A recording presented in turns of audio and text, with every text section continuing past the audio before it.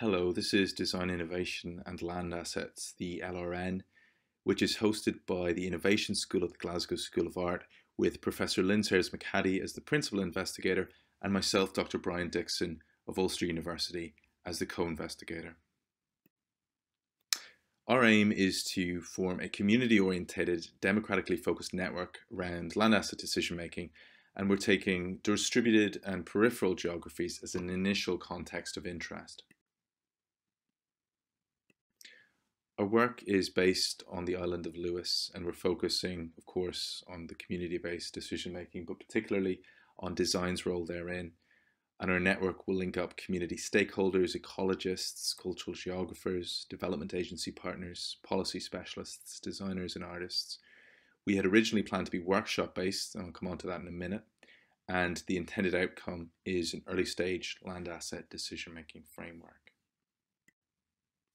So the project is grounded in design innovation, and design innovation can be described as we have here, the successful engagement with people and communities, and it promotes collaborative ways of working, and new knowledge is generated in the context and shared and applied there and then in practice. As mentioned, we have a workshop focus, and our interest is in engaging those who have lived experience of a particular issue and allowing their thoughts, priorities, concerns to direct, shape, and inform the project as it advances, and hopefully leading to impact there and then in context. So community land ownership is a particularly pertinent issue in Scotland at the moment. It's supported by recent government acts. It's led to the creation of multiple community-based organisations across the country, and there is an openness to support which might enhance or guide the development of decision-making at this level. One of our contexts is the Galston estate on the island of Lewis, and in a recent scoping visit we've begun to engage with this community, which I'll mention in a moment. So our research questions are: how can a cross-disciplinary design innovation practice support the development of the type of framework we're aiming towards?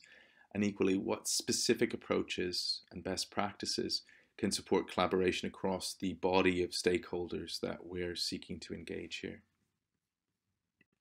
In terms of our original timetable, we had envisaged January to March would be focused entirely on scoping, and thereafter from March through to October we would be seeking to have the workshops I had mentioned, and in this progressively analyse and synthesise the data that's emerging. From October through to June, our focus was going to be on formulating the final framework, in June hosting an event, and thereafter formalising that. We had the launch, which was an excellent opportunity to really drill down on the context, to get a sense of what it is that we're dealing with, look at what the key themes might be, what our gaps in knowledge were, and begin to devise a strategy for how we might go about engaging those in Lewis, who of course are core to this particular network. We had that scoping event, or rather scoping visit in February, which was very successful to get a sense of lived experience on the ground, how we might connect to the communities that we wish to connect with, and do so in a way that really is open to what their concerns are, not driven by ours, and understand the local sensitivities. Of course, unfortunately, COVID-19 has caused huge issues across the UK, and in particular for the islands there's a big question around how and when visitors, outsiders, will be allowed to return. This of course will affect our outcome, but we imagine that it will still be possible to engage with the communities remotely, whether that's via online platforms or some other means, which we're in the process of exploring at the moment. The outcome is still envisaged to be an early stage decision-making framework, which is based on democratic participatory principles. It is envisaged that in late summer or in early autumn of next year, we will still host a symposium at the Glasgow School of Art, which will allow members of the network to consolidate and help formalise the decision-making framework based on the work that's been undertaken, whether remotely or in person, with those island communities.